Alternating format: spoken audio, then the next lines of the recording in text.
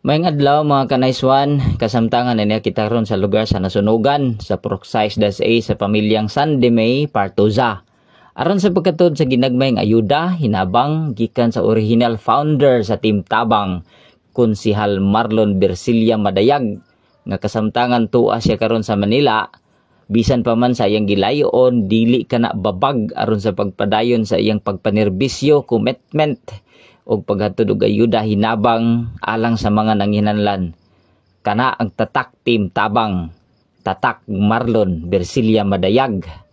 Shout out sa atong mga kaigsunang naay malumong kasing-kasing.